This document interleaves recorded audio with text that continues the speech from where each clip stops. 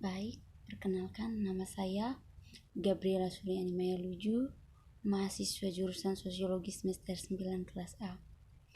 Pada video kali ini, saya akan menjelaskan tugas dari mata kuliah Sosiologi Terapan yang ke-8 tentang Renaissance yang baru atau kelompok refleksi untuk membawa Eropa warisan budaya online.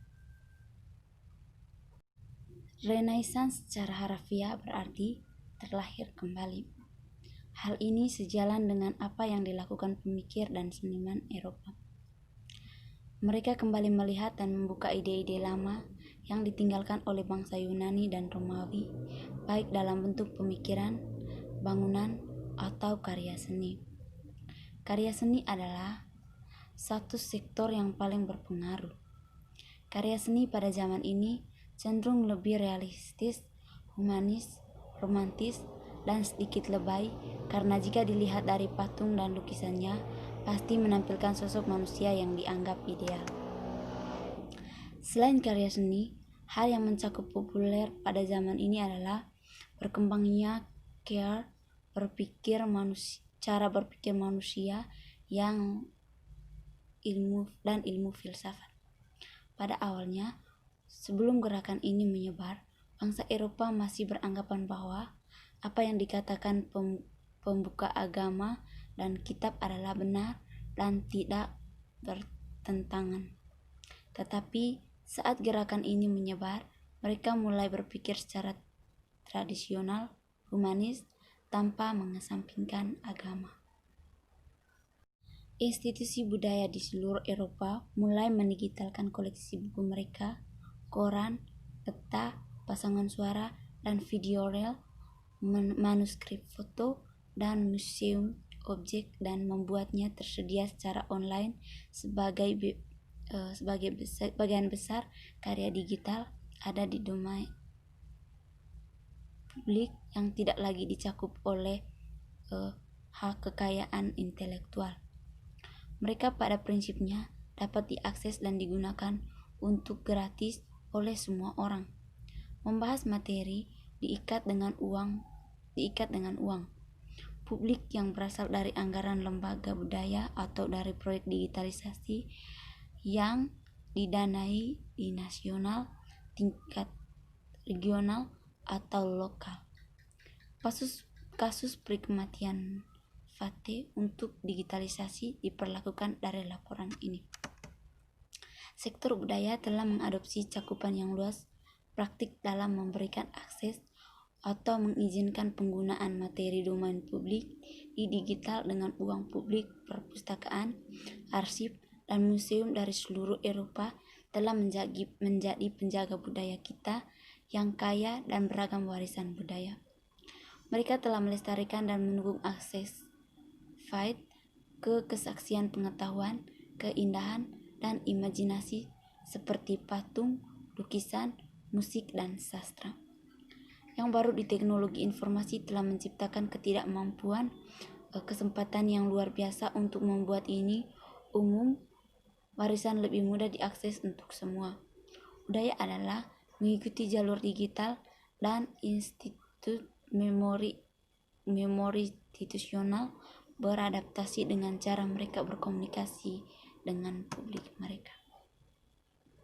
Digitalisasi memberikan kehidupan baru ke dalam materi masa lalu dan mengubahnya menjadi yang tangguh, aset untuk pengguna individu yang penting, blok bangunan ekonomi digital yang menggoda.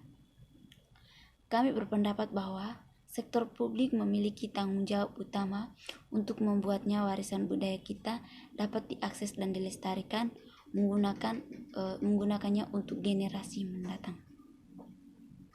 Responsibility untuk kontrol dan warisan Eropa tidak dapat diserahkan kepada satu atau beberapa pelaku pasar, meskipun kami sangat menganjurkan gagasan bahwa lebih banyak investasi pribadi dan panik ke arena digitalisasi melalui kemitraan yang adil dan seimbang. Digitalisasi warisan budaya kita adalah hal yang luar biasa, tugas yang membutuhkan investasi besar.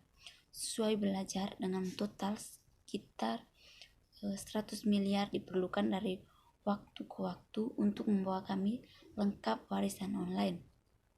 Jenis usaha ini membutuhkan waktu dan investasi, perlu hati-hati direncanakan dan dikoordinasikan untuk mendapatkan hasil terbaik. Kami pikir manfaatnya sepadan dengan upaya benteng.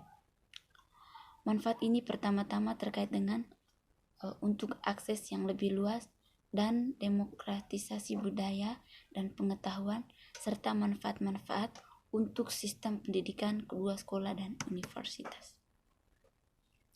Manfaat utama lainnya terletak pada bidang ekonomi dan perhatian pembangunan pengoperasian teknologi dan layanan baru untuk digitalisasi, untuk pelestarian digital, dan untuk berinteraksi dengan inovatif dengan bahan natural.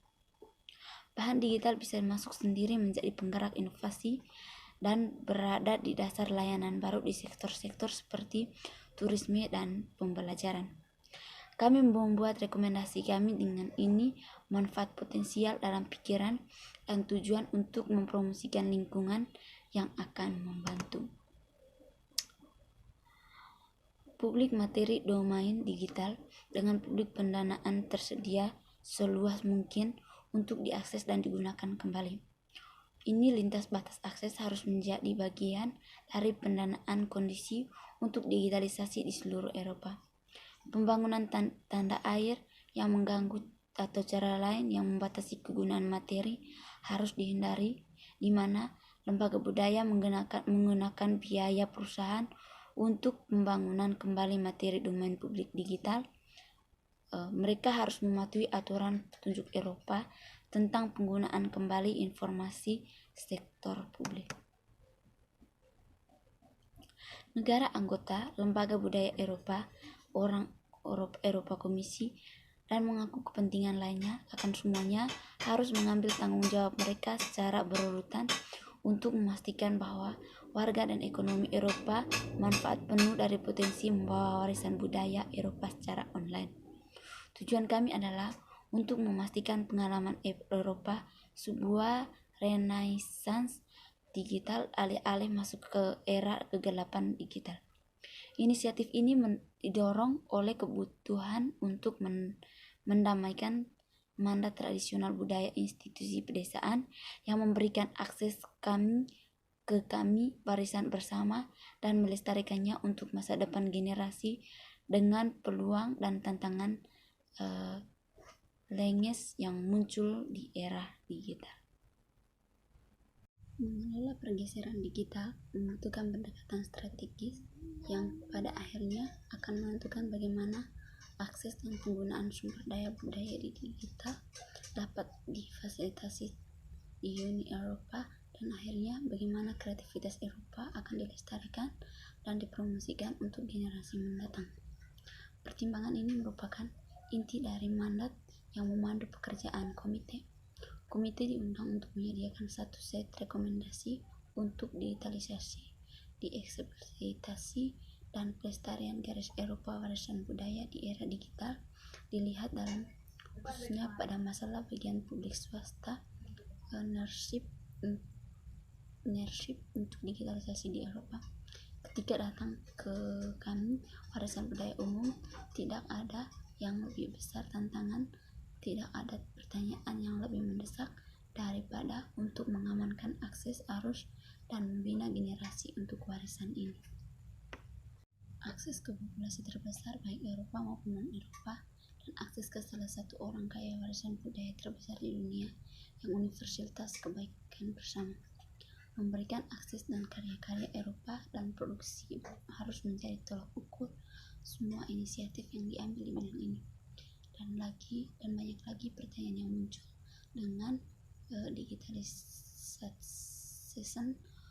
harus dianalisis melalui prisma ini dan diselesaikan dengan tujuan membuat warisan semakin dapat diakses oleh semua. Untuk disikap usulan komite tentang Europeana harus dipahami sebagai cara untuk meningkatkan akses ke barang-barang digital seperti Eropa adalah salah satu alat umum dari Uni Eropa untuk melayani tujuan